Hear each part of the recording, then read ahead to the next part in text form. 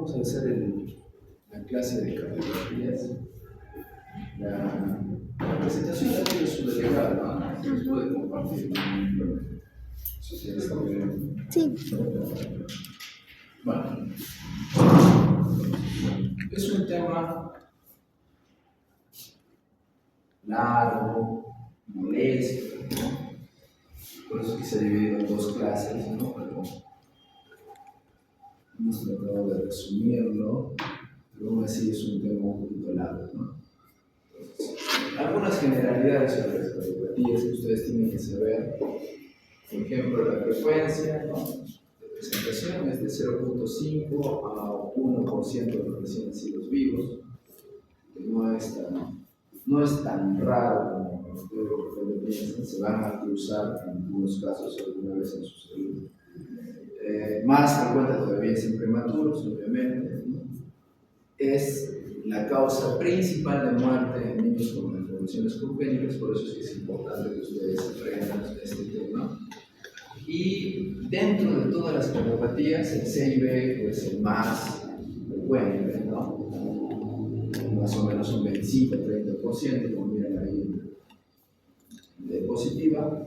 Después viene el CIA y el ductus, 8%, la coagulación, la patología, estenosis, 6%, la estenosis aórtica, 5%, la transposición de grandes vasos, ¿no? Pero el CIB, por ejemplo, que es el más frecuente, se diagnostica mucho más en pacientes pediátricos menores de 15 años, ¿no? En cambio, el CIA se diagnostica más en personas adultas, ¿no? Frecuentemente es el más frecuente en mayores de 15 años, ¿no? Y dentro de los cianóticos, en los recién nacidos, el más frecuente es la transposición de grandes vasos, después seguida de tetralogía de Fallot, y después del año, el más frecuente es la tetralogía de Fallot, porque ya obviamente la mayoría de pacientes con transposición de grandes vasos han fallecido muchas veces, ¿no? Pasa.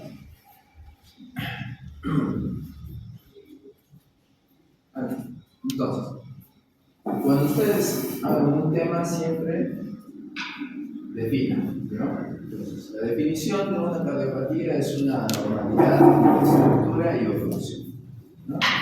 Ya saben por sus clases de biología, ¿no?, que el error se da en la gestación, ¿no?, el día 18, 45, ¿no? Ahí nos habla de otra casuística de 0.8, de los recién nacidos vivos coinciden, ¿no?, la anterior positiva que es de 0.5 a 1%. Y casi todas las cardiopatías son más frecuentes en varones, excepto el CIA y el PSA, que es más frecuente en mujeres. Pero también hay otras particularidades de las cardiopatías, ¿no?, que 5% están asociadas a anomalías cromosómicas, 25% están asociadas a malformaciones en otro sistema. Por lo tanto, si encuentran ustedes una cardiopatía congénita, hay que buscar otra malformación, ¿no? Y también es importante preguntar la historia familiar de pacientes que tienen sospecha de cardiopatía congénita, ¿no? Porque hasta un 3% son segundo hijo con cardiopatía y 2 a 10% son hijos de cardiopatía, ¿no? Entonces, siempre cuando hay una sospecha de cardiopatía congénita, preguntar la historia familiar. En cuanto a la causa, sabemos, ¿no?, que la mayoría de los casos son multifactoriales, ¿no? Hasta un 80-85% de los casos.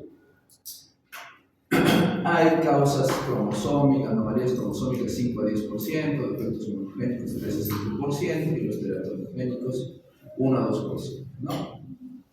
Entonces, es importante que ustedes conozcan las causas teratogénicas, ¿no?, que son los factores ambientales. Por ejemplo, el alcohol, algunas drogas, algunas infecciones virales y todo eso, ¿no? Porque en los últimos años han disminuido notoriamente, pero esto es gracias a un mejor control prenatal, ¿no? Y ustedes van a hacer control prenatal durante su cerebro, ¿no? Entonces tienen que ser muy, digamos, exquisitos, ¿no?, en el control prenatal, sobre todo en el manejo de drogas durante el embarazo, ¿no?, sobre todo en el primer trimestre. ¿Qué? algunas drogas que están asociadas específicamente a cardiopatías, ¿no? Como la talidomida, el litio. También en los últimos años hemos disminuido las infecciones virales que producen cardiopatías, como por ejemplo la infección por rubiola, ¿no? Con la vacunación. Entonces también ha hecho que disminuya este porcentaje. Y la radiación, ¿no? También ahora, cada vez que ustedes indiquen una radiografía, ¿no? Tienen que ustedes preguntar si la paciente está, pues, en estado de gestación. Entonces, esto es una clase de clínicas. Entonces, en las clases de clínicas nosotros nos vamos a enfocar en diagnóstico y tratamiento, ¿no? ¿Qué es lo que vamos a hacer si sospechamos de una cardiopatía congénita? Primero, tenemos que clasificar, ¿no? Tenemos que corroborar el diagnóstico, generalmente con exámenes auxiliares, y después establecer el tratamiento. Entonces, ¿cómo la vamos a clasificar? Es decir, ¿cómo vamos a hacer el diagnóstico? Hay muchas formas de clasificar las cardiopatías congénitas, pero nosotros tenemos que ser prácticos, sobre todo ustedes que van a estar en periferia y que solamente van a contar con su examen físico y muy pocos análisis de laboratorio o análisis de ayuda de diagnóstico, ¿no? Entonces las clasificamos clínicamente por la cianosis y por el flujo pulmonar.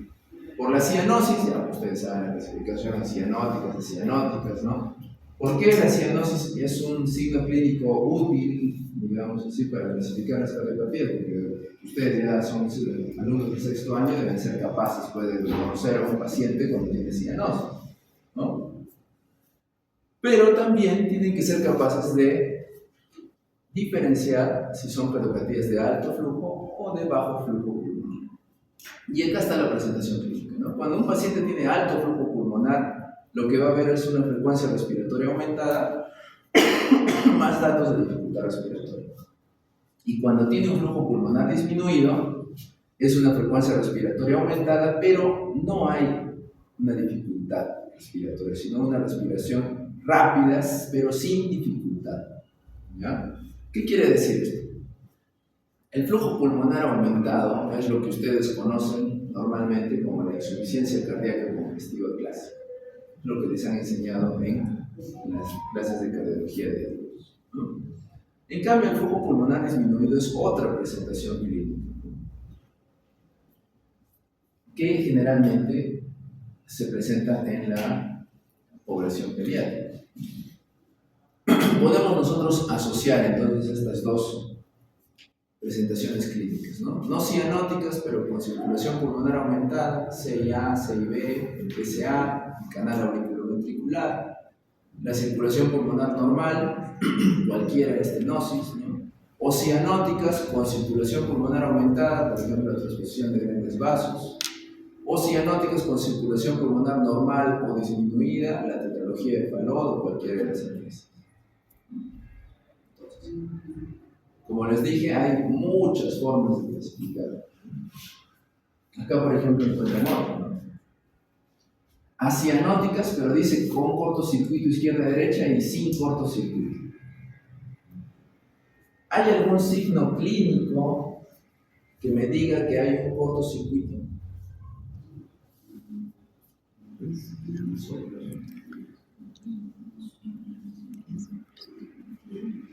¿Cuál? ¿Cianosis?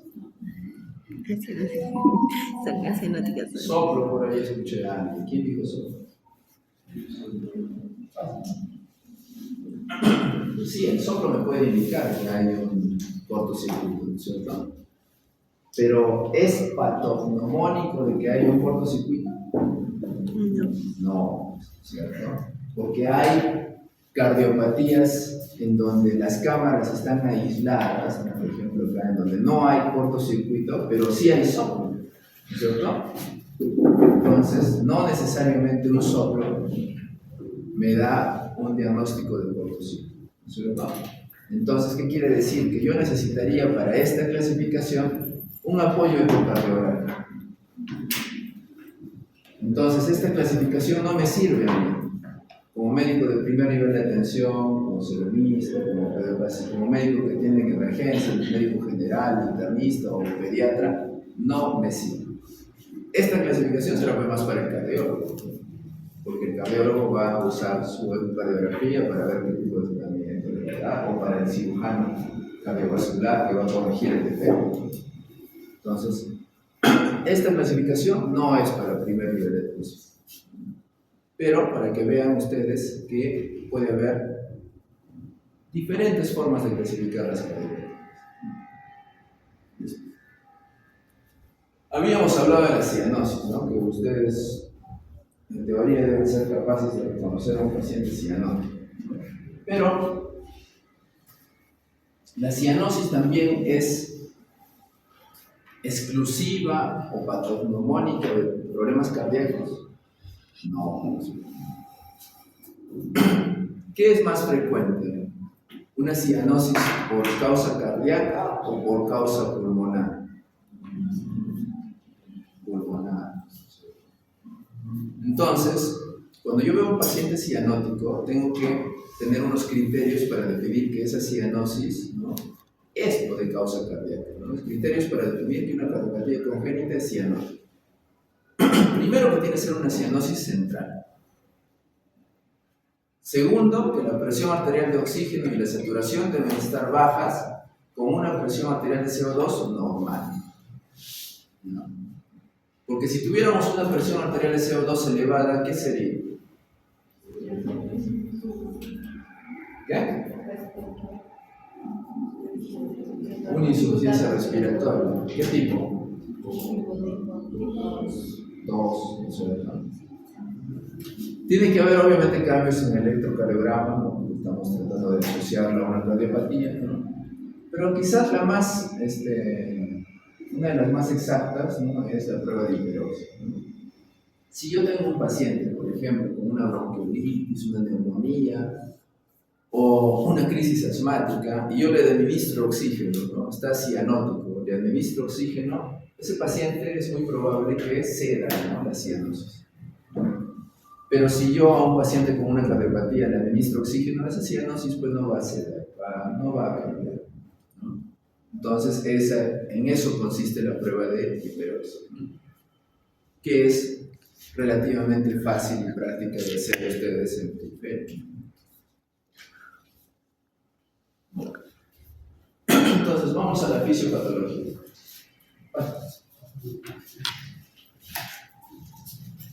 Entonces, habíamos hablado sobre las cardiopatías de hiperflujo, ¿no? Por ejemplo, la presión de grandes vasos, el flujo arterial, CIA, CIL, ¿no?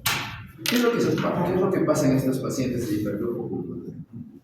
Se va a producir un cuadro de hipertensión pulmonar que con el tiempo va a invertir el flujo que era de izquierda a derecha a izquierda, ¿no? Es el síndrome de Eisenmenger, que hay un error de tiqueo, ¿no?, que va a convertir la cardiopatía de acianótica a cianótica, ¿no? Y esto va a dar una clínica de insuficiencia cardíaca más o menos entre la segunda a tercera década de vida.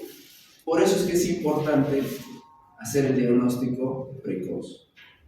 Porque cuando ya hacemos el diagnóstico acá, ya el paciente no es recuperable, ni siquiera va a ser tributario de un trasplante.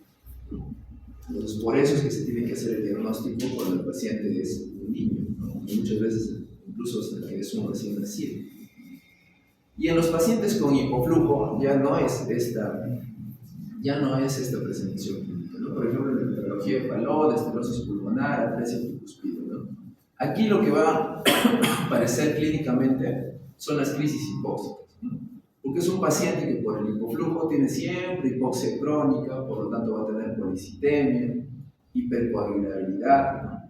Y a diferencia de lo que hemos aprendido para los pacientes que tienen una insuficiencia cardíaca congestiva clásica, ¿no?, en estos pacientes más bien tenemos que evitar que se deshidraten. No tenemos que usar corticoides, la nitroforesis, no hacer flebotomías, ¿no? Entonces es completamente distinto el manejo a lo que nos han enseñado con un paciente con insuficiencia cardíaca, ¿no?, congestiva clásica, ¿no?, donde se tiene que restringir líquidos, ¿no? Bien. Entonces, por eso es que es importante que diferencien las presentaciones clínicas de hiperflujo e hipoflujo. La clínica también la puedo dividir de acuerdo al tiempo de aparición. Mientras más rápido aparece, significa que es un peor pronóstico, ¿no? Pero de acuerdo a la edad de aparición, también yo puedo tener una sospecha de qué tipo de cardiopatía se da. Entonces, precoz, cuando se dan recién nacidos; temprana, cuando se dan lactantes, hasta los 6 meses en promedio; y tardía, en infantes de 1 a 6 años. De acuerdo a la aparición de los síntomas al inicio de la clínica, yo voy a sospechar generalmente un tipo de cardiopatía. Pues hasta ahí acaba todo lo que es mi clínica. Ahora vamos a los exámenes que voy a solicitar para apoyar mi diagnóstico. Lo que puedo yo solicitar primero en periferia, ¿no? El electrocardiograma y la radiografía. El electrocardiograma me va a dar estos datos, ¿no? Ritmo, frecuencia, eje eléctrico y crecimiento de cavidades. Y la radiografía me da el situs, si es que me va a dar datos si es que hay cardiomegalia, y el flujo pulmonar. Para eso me sirven los exámenes auxiliares. Les había dicho de que hasta un 5% de los pacientes con cardiopatía se asocian a problemas cromosómicos, ¿no? Anomalías cromosómicas.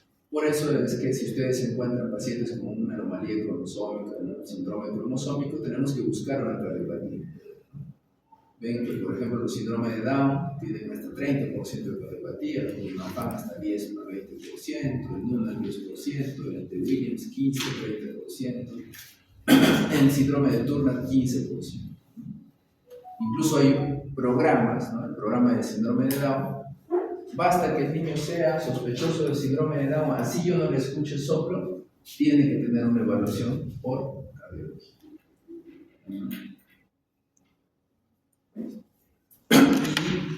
Cada síndrome todavía cromosómico tiene asociación a una cardiopatía en particular, ¿no? Por ejemplo, el síndrome de Down al canal auriculoventricular, al CIB, al PCA, a veces 2 o 3 de estos también asociados, ¿no? El síndrome de Turner, ustedes saben que coartación de aorta, la diabetes gestacional, la transposición de grandes vasos, el síndrome de Noonan, la estenosis pulmonar, el síndrome de Holt y Oram, es una alteración con CIA más una alteración esquelética.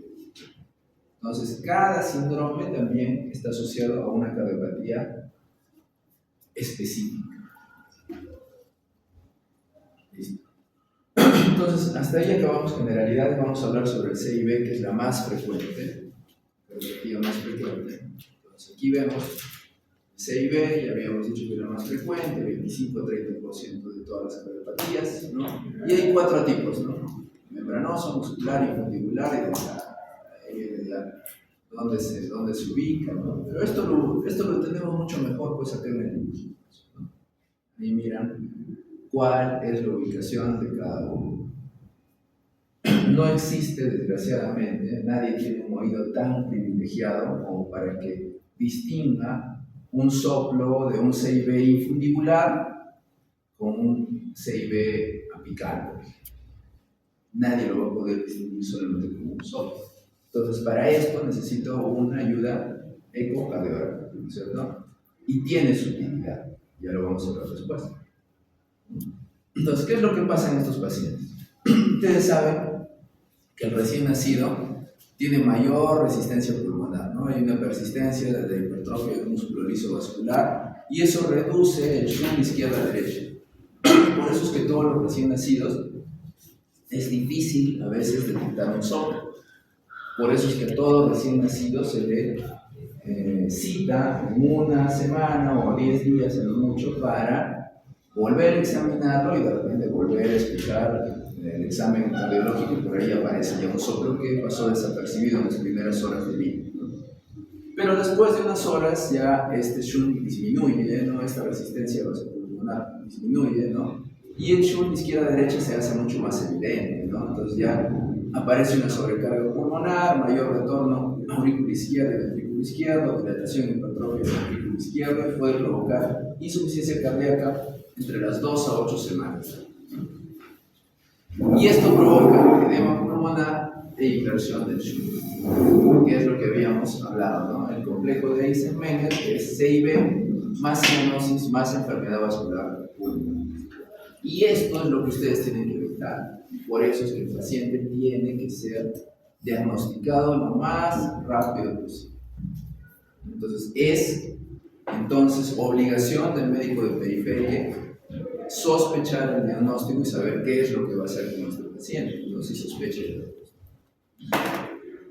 También lo podemos clasificar de acuerdo al tamaño, obviamente, pero ya no solo la localización, eso también con la ayuda de una ecocardiografía, ¿no? Medimos el anillo órtico del paciente y vemos, ¿no? Si es grande, es mayor de un anillo órtico, mediano entre 1/3 a 1, pequeño, menor de 1/3.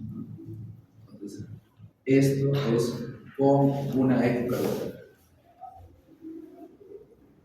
La clínica del CIB depende obviamente del tamaño del defecto, ¿no? Ya saben que en los recién nacidos la resistencia vascular pulmonar, ¿no?, restringe el flujo de izquierda a derecha, así que no se confíen si es que no encuentran un soplo en las primeras horas, puede aparecer después, ¿no? Y puede haber también en algunos casos edema pulmonar y insuficiencia cardíaca con defectos más grandes, ¿no? En el CIB pequeño se describe, ¿no?, el soplo pansistólico paraesternal inferior izquierdo. Ya, ustedes ya han hecho cardiología, ¿no es cierto? Ya, ¿alguien ya sabe diferenciar el soplo pansistólico paraesternal inferior izquierdo? No. Supongo que ahora estarán escuchando, como en mis tiempos, los audios, ¿no?, de cada soplo, del soplo en rombo, ¿no? Pero esto requiere, pues, años, chicos, de entrenamiento del oído. No lo van a aprender rápidamente. Y el CIB grande obviamente va a tener este soplo, pero ya además signos de insuficiencia cardíaca.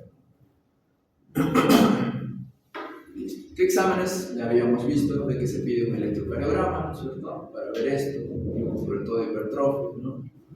Una radiografía de tórax, en algunos casos vamos a encontrar cardiomegalia, pero lo que me va a dar el diagnóstico definitivo es la ecocardiografía. Y algunos casos pueden llegar a cateterismo. Pero ya que hablamos sobre ecocardiografía, que es lo que nos va a dar el diagnóstico, significa que esto es lo que tiene que hacer un médico de periferia. Si ustedes encuentran un soplo en un niño recién nacido, ese paciente debe ser referido para una ecocardiografía. O sea, ya no podemos esperar. Si el paciente le encontraron un soplo, tiene que ser referido. Ya la ecocardiografía se ha vuelto como la ecografía obstétrica en un control prenatal. O sea, es imposible que una gestante tenga un control prenatal sin una ecografía, ¿no? Entonces ya estamos en el siglo XXI y si ustedes encuentran un soplito, es peor sobre todo si tienen 2 o 3 evaluaciones, entonces se tiene que referir para una ecocardiografía. Antes era un examen difícil de encontrar, ahora no. Ahora lo bueno es que ya se ha masificado, es un examen muy invasivo, ¿no? Y ya cada vez tenemos en todos los departamentos gente que está entrenada para poder realizar. Entonces, el tratamiento, el pronóstico, ¿no? Les había dicho que tiene su utilidad por la ecocardiografía, ¿no? Porque el CIB pequeño, membranoso y muscular pueden cerrar espontáneamente hasta el 30-35% antes del año. Por eso es que es importante hacer la ecocardiografía para ver cómo lo vamos a manejar, ¿no? Si es infradibular y de entrada, eso no van a cerrar, o sea, eso se tiene que operar sí o sí. Puede haber riesgo de endocarditis infecciosa, entonces tener cuidado si se hace el procedimiento, sobre todo cateterismo, ¿no? Y el tratamiento en todos es médico al principio, ¿no? Se maneja la insuficiencia cardíaca, yecas, diuréticos, digitales. Y el tratamiento quirúrgico, el problema es que se tiene que hacer, ¿no?, abordaje desde aurícula derecha, se hace una arteriostomía entre 3 a 9 meses, ¿no? Depende del tamaño, depende si no hay respuesta al tratamiento médico. Pero recuerden la edad, ¿no? Generalmente es de 3 a 9 meses y es abordaje por aurícula derecha. Entonces significa que es una cirugía a corazón abierto, ¿no? Pero no es una cirugía simple. Las cirugías en corazón abierto en adultos tienen una mortalidad mayor del 60%. Imagínense en un niño, en un recién nacido, donde su corazón más chiquito todavía que el cirujano cardiovascular tiene que estar operando a veces con un microscopio, con un estetoscopio, ¿no? Entonces la mortalidad es mucho mayor. Por lo tanto, se tiene que realizar una cirugía paliativa que me dé un tiempo a que hasta que el paciente crezca o se estabilice de repente, para que pueda aguantar una cirugía definitiva, ¿no? Para eso sirven las cirugías paliativas. Y la cirugía paliativa es el cerclaje o banding de la arteria pulmonar. Y acá está, lo que se hace es un lazo a la arteria pulmonar, ¿no? Esto va a reducir el flujo pulmonar, que es una cardiopatía que tiene un shunt de izquierda a derecha, ¿no es cierto? Por lo tanto que va a haber una congestión pulmonar. Lo que quiero hacer es que haya un poco más de resistencia para que el shunt no sea tan alto y se pueda ver un flujo mayor a la circulación sistémica. Y se usa pues obviamente en algunos defectos difíciles de operar, o cuando el paciente esté inestable, desnutrido, ¿no? Recuerden que la otra cirugía también se recomienda hacer a partir de los 3 meses de edad, cuando van a operar a un paciente así. Listo. El PCA, el ductus. El ductus es más frecuente en mujeres, ya les había dicho, el PCA y el CIA, ¿no? 2-1, está asociada a rubiola. El término correcto es altitud, no altura. También a familiar y sobre todo a la prematuridad, ¿no? Puede haber 2 tipos, entre aorta, ¿no? Distal a subclavia y la pulmonar en la bifurcación. ¿Cuál es la fisiopatología acá? Ustedes saben que se debe cerrar el ductus a las 10 a 15 horas del nacimiento, ¿no? Sobre todo en prematuros, por la disminución de la prostaglandina E1 o menor sensibilidad por aumento de oxígeno. A las 2 a 3 semanas se debe formar una fibrosis de la media y se forma el ligamento, y el 90% se cierra más o menos a las 8 semanas. Pero cuando no se cierra, ¿no?, se produce un shunt de izquierda a derecha, aumenta la precarga, hay hipertrofia y dilatación del ventrículo izquierdo, hiperflujo pulmonar, hipertensión pulmonar, y ahí se encuentra. O sea, al final es la misma fisiopatología que un CIB. ¿Por qué? Porque los dos son cardiopatías de alto flujo, ¿cierto? La clínica, en este caso, se describen unos signos adicionales, como por ejemplo la baja de peso, de sudoración, el pulso Celer y Saltón. A veces no hay soplo también, ¿no? Pero también se describe el soplo en rombo, ¿no? Acá está el soplo en rombo, ¿no? Es un soplo sistólico pequeño y continuo con refuerzo telesistólico y protodiastólico. Y a veces también se puede describir el soplo continuo de maquinaria de vapor o soplo de Gibson. También se describe la presión arterial diferencial elevada. El problema es que casi nunca medimos presión arterial en periferia de los niños, porque las justas tienen un tensiómetro para adultos, que a veces no funciona bien. No va a haber manguitos para niños, mucho menos para recién nacidos. Entonces, tener en cuenta cuando ustedes hagan su serum que tienen que equipar, ¿no?, su policlínico, sus sensores. Se pide igual las mismas pruebas, ¿no? El electrocardiograma para ver sobrecarga, ¿no?, las cavidades izquierdas, la radiografía de tórax para ver el crecimiento del tronco pulmonar, si hay cardiomegalia o congestión pulmonar, o ya si es que ya está muy avanzado puede haber hipertensión pulmonar, disminución de la trama, ¿no? Pero lo que va a dar el diagnóstico obviamente es el electrocardiograma. Estamos en el siglo XXI, si hay sospecha, se tiene que referir para una ecocardiografía. Y el tratamiento, esta es la única cardiografía donde hay un tratamiento medicamentoso específico, ¿no? Y el tratamiento es la indometacina, pero tiene algunas salvedades, ¿no? Solamente funciona en prematuros. En niños a término se ha visto que la efectividad es casi nula, muy baja. También hay algunos estudios con ibuprofeno, por eso es que no se recomienda dar ibuprofeno en niños muy pequeños, porque pueden también provocar un cierre parcial de ductus. Entonces, acá por ejemplo les he puesto 2 esquemas de tratamiento, ¿no? La pauta corta, pauta larga. Acá les he puesto otro esquema de tratamiento que depende más que todo del tiempo de vida del paciente, ¿no?, del peso del paciente y de las unidades de neonatología, ¿no? Esto es costumbre. Esto es, por ejemplo, de la Asociación Española, esto es de una revista americana, pero hay diferentes esquemas de tratamiento. Y el tratamiento quirúrgico, pues a los pacientes que son sintomáticos, que tienen un soplo continuo, o asintomáticos con soplo sistólico, pero el soplo de la regresión, ¿no? ¿Y cómo se hace el tratamiento quirúrgico? De dos formas, ¿no? El cateterismo, que es el dispositivo de doble paraguas, pero que tiene la dificultad que se debe usar en mayores de 8 kilos, que es más o menos un año de vida, ¿no? Y tiene que ser un defecto que sea menor de 8 milímetros de diámetro. No vamos a esperar hasta el año de edad. La cirugía definitiva se hace con ligadura, sección, clamp y sutura, que es una toracotomía izquierda que tiene muy baja mortalidad, ¿no? Porque solamente se abre una pequeña incisión en el tórax, incluso se hace en las unidades de neonatología, en las UCIs. Se pone su clamp y se acabó la operación, ¿no? Es un videotraposcopio con los clips de detalle. No es una cirugía que dura mucho tiempo, más se demoran en ponerle la anestesia que en hacer la cirugía. Entonces, en este caso sí no voy a hacer una cirugía de corazón abierto, el ductus no está dentro de las cavidades cardíacas. Entonces, es una de las cardiopatías que más sobrevida tienen en los últimos tiempos, incluso en prematuros. Y las complicaciones de que no se maneje, pues obviamente es endocarditis, calcificaciones del conducto, aneurismas o insuficiencia cardíaca.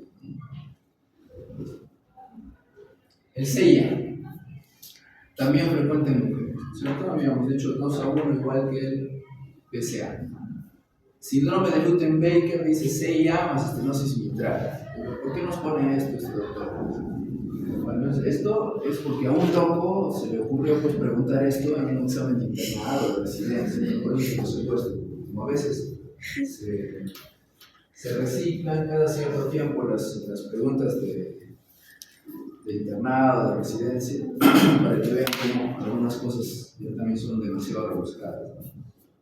El foramen oval permeable, ¿no? Se considera normal, hasta el 30% de los personas, ¿no? Y puede cerrarse hasta 4 meses. Entonces, igual que el CIB, necesitamos saber qué tipo de CIA es para definir el diagnóstico y tratamiento, el pronóstico y tratamiento. Entonces vemos el ostium secundum 90%, el ostium primum 5%, el tipo 0 menos un 5%. Antes de leer todo lo que está ahí, lo vamos a entender mucho mejor. Entonces aquí vemos la localización. Obviamente para hacer este diagnóstico necesito la ecocardiografía. Y el problema del CIA es que puede pasar desapercibido durante la niñez, ¿no? Por eso es que es más se diagnostica en mayores de 15 años, incluso a veces se diagnostica en forma accidental, porque casi no van a encontrar un soplo en estos casos, porque las aurículas obviamente manejan presiones más bajas, pero es difícil, a veces o más difícil para el oído detectar un soplo de las aurículas. Entonces, ¿qué es lo que pasa? Igual que en una cardiopatía de alto flujo, puede ser un shunt izquierda-derecha, sobrecarga del circuito pulmonar, hipertensión pulmonar y el síndrome de Eisenmenger, que después va a invertir el flujo de derecha a izquierda. Entonces, muchos de estos pacientes, desgraciadamente, pues ya son detectados porque tienen sintomatología de hipertensión pulmonar. La clínica, la mayoría son asintomáticas en la infancia, ¿no? Por ahí un soplito que encontraron, o infecciones respiratorias frecuentes, ¿no? Porque son pulmones húmedos, pacientes que tienen siempre congestión pulmonar, ¿no? Y en los adultos por la hipertensión pulmonar, ¿no? En la auscultación puede haber un primer soplo fuerte, un soplo sistólico pulmonar, desdoblamiento amplio y fijo del segundo ruido por hiperflujo pulmonar. Pero esto, si es por hiperflujo pulmonar, puede ocurrir también en otras cardiopatías, ¿no? En el CIB, en el PSA. El soplo sistólico de insuficiencia mitral en algunos casos. ¿Qué se solicita? Igual la ecocardiografía, ¿no? Para ver la sobrecarga de los ventrículos, la radiografía de tórax, dilatación de las cavidades derechas, pero lo que nos da el diagnóstico es la ecocardiografía. Algunos casos, como les dije, llegan a cateterismo cuando encuentran por ahí en la ecocardiografía algún flujo extraño, retrógrado que tienen que investigar. Y en el tratamiento ahí está el famoso Amplatzer, acá está, ¿no? El dispositivo de doble paraguas. Aquí está cómo se hace la cirugía, ¿no? Cuando es pequeño el defecto, cierre término terminal. Cuando es el defecto muy grande, se tiene que colocar patches a autólogos o sintéticos, dependiendo del tamaño. Entonces, el pronóstico obviamente requiere una evaluación ecocardiográfica, porque dice que los menores de 8 milímetros pueden esperar que cierren hasta un año de vida, ¿no? Y la corrección se recomienda más bien antes de los 25 años, ¿no? Para evitar sobre todo esto, ¿no? La hipertensión pulmonar y las embolias paradójicas. No se recomienda cerrar el defecto si es muy pequeñito, menor de 5 milímetros, si es Shunt leve o si ya tiene pues un ACE medio, ¿no? Porque ahí sí ya lo termina el día de matar al paciente, ¿no? Ya no se debe tocar a esos pacientes con ACE medio. El tratamiento, ya habíamos hablado de la plaza, ¿no? El cierre con sutura es para menores de 8 milímetros y el de colocar parches cuando tiene mayores de 8 milímetros, ¿no? El problema de la plaza es que necesita pues, estas características, ¿no? Que sea un ostium secundum, que sea central, que tenga reborde en los dos lados para que el dispositivo se acople, tiene un diámetro inferior de 20-25 milímetros, que no tenga ninguna anomalía asociada. O sea, se tiene que investigar bien al paciente con la ecocardiografía para ver si es que podemos usar la corrección, digamos, por radiología intervencionista. Listo. Y acá tienen un resumen de estas tres cardiografías de alto riesgo pulmonar. Ya saben que el CIB es más frecuente, ¿no? Pero el PCA es más frecuente en prematuros. Los soplos, el CIB más frecuente es un pansistólico, el PCA un sistólico, el CIA sistólico inyectivo. La localización para esternal inferior izquierda, pulmonar irradiado infraclavicular, para esternal superior izquierda. En el PCA, los pulsos, ¿no? El pulso saltón, que es muy clásico en el PCA. En el CIA es más clásico el segundo ruido desoblado, pero puede también presentarse en estos casos, ¿no? Y en el tratamiento, en el CIB espontáneo, 50% de los casos. En el PCA ya saben que hay un manejo médico exclusivo, ¿no? La indometacina, después es quirúrgico prácticamente, y el CIA es quirúrgico sí o sí. Sigamos con la coartación de ahora. Entonces ya hemos cambiado otro tipo de cardiopatía. Acá ya no hay un shunt. ¿Qué es la coartación de ahora? Es un estrechamiento de la arteria aorta. Se da mayormente en varones, por lo tanto tiene mal pronóstico. Y hay estos tipos, ¿no? Preductal en neonato, postductal en adolescentes, justaductal en pediatría, ¿no? Varones 2-1, se asocia muchas veces a válvula aórtica bicúspide y también a un CIB muchas veces. Puede haber aneurisma de polígono de Willy, riñón poliquístico y está asociado pues, al síndrome de Turner, ustedes lo saben. La clínica. Si es que nosotros tenemos una aparición neonato, que son los preductales, eso quiere decir que el pronóstico es malo, ¿no? Entonces, en los neonatos es grave, ¿no? Porque depende de la permeabilidad del PCA. Si el paciente tiene una obstrucción a nivel de la aorta, y esta obstrucción es muy cercana al nacimiento pues, de la aorta, entonces el PCA sirve como un bypass, ¿no? Si el bypass se cierra, entonces la sintomatología va a aumentar.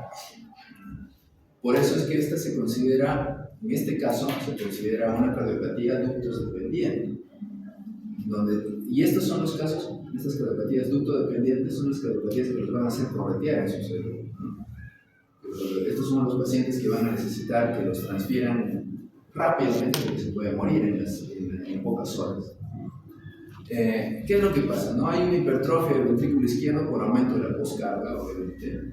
En la postductal puede pasar desapercibida hasta la edad adulta, ¿no? Porque ya la obstrucción está mucho más lejana al nacimiento, ¿no? O sea, ya no va a afectar mucho el cierre o la fractura del PCA. Pero, ¿qué es lo que va a provocar en estos pacientes? Signos de hipertensión arterial, cefalea, epistaxis, disminución y retraso del pulso femoral comparado al radial o braquial. Ahora vamos a ver si es que ustedes van a controlar el pulso de miembros superiores y miembros inferiores, ¿no?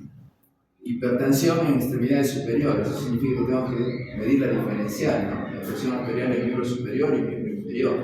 Y una diferencial más de 10 a 20 ya me puede estar diciendo indirectamente que puede haber alguna coartación. En algunos casos ya bien severos que puede haber insuficiencia arterial, ¿no? Frialdad, claudicación en miembros inferiores o mayor desarrollo de extremidades superiores, ¿no? Si ustedes han visto a algunas personas, ¿no? Que tienen una asimetría de su cuerpo, ¿no? Los brazos más largos, el tórax más largo y las piernas más chiquitas, ¿no? Entonces pueden tener ellos a veces un grado de coartación de aorta a algún nivel, ¿no? Y el soplo mesosistólico irradiado de la espalda también se describe, ¿no? En algunos casos. Entonces, los exámenes auxiliares ya les había dicho, ¿no? La radiografía, el electrocardiograma. Pero acá se describe un signo especial, ¿no? El signo de Russell en la radiografía, el signo del 3, acá se ha puesto en la radiografía. Pero, si yo les pongo 20 radiografías, a ver, pues vamos a ver si es que van a diferenciar el signo de Russell, ¿no? Tienen pues, que tener un entrenamiento también, ¿no? Tienen que ver varias radiografías. Pero acá, como estamos en la clase de cardiopatía, pero lo primero que miren es eso.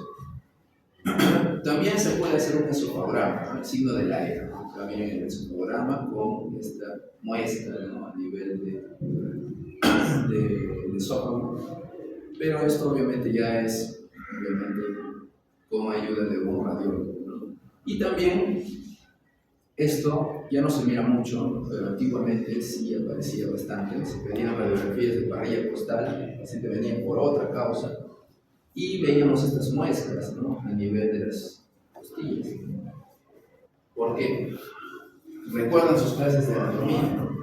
Si yo tengo una obstrucción a nivel de aorta, significa que esa sangre no puede llegar a la parte inferior de nuestro cuerpo, pero tiene que buscar una forma de llegar, ¿no? Y por eso es que tenemos circulación colateral, ¿no?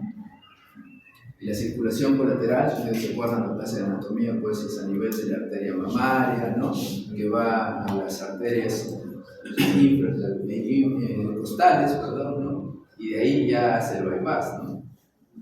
Pero como estas arterias en teoría deberían manejar presiones más bajas, ¿no? Comienzan a manejar presiones más altas y comienzan a horadar el hueso, a moldearlo. Y a veces se tomaban radiografías a estos pacientes que no habían sido diagnosticados de pequeños y tenían unas costillas medias extrañas. Ya hoy esto no se mira en la actualidad, pero por ahí se puede cruzar con algún paciente, ¿no?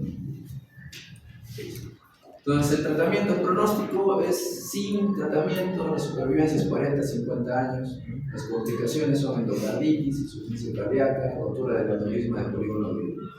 El tratamiento en estos casos solo es quirúrgico, no hay otro, ¿no? El problema es que cuando es recién nacidos tiene que hacerse urgente, si no se mueren. Por lo tanto, hay mayor mortalidad y riesgo de estenosis post-cirugía. Cuando no son urgentes, nosotros podemos preparar al paciente, ¿no? Y en cuanto a la preparación, quiere decir que hay un equipo multidisciplinario adecuado, es decir, que sea en un hospital de mayor complejidad, ahí la mortalidad puede bajar hasta 2%, ¿no? Pero no se debe retrasar esta cirugía más de los 6 años de edad, porque después pueden quedar con una hipertensión arterial residual. En los adultos la mortalidad es mucho más alta, 5 a 10%. ¿Por qué? Porque estos pacientes ya presentan riesgo mucho más elevado de hipertensión arterial residual. ¿Y cuál es la técnica? ¿No? Resección, anastomosis término-terminal y rojo, a veces se pone una ortoplastía con el bajo de su clave.